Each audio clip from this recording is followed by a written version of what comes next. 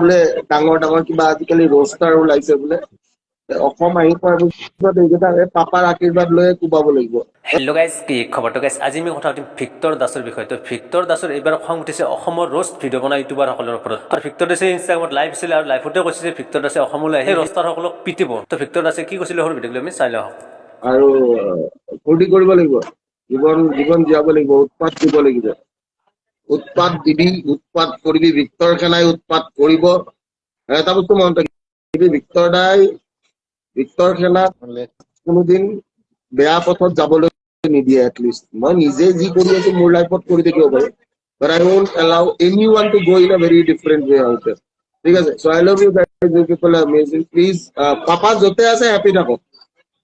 Yes, can we just burn it together everyone? Like, can we have the G emojis? Papa যতে আছে happy থাকো, বহুত happy থাকো, যি কৰি আছে যত আছে হ্যাপি থাকো। আৰু ভাল পাওঁ মই, ঠিক আছে? পাপা যতে নাথাকক। বাকী অসম আহি আছে, অসম অহাৰ পিছত কেইটামানক খুব কোবাম 100%।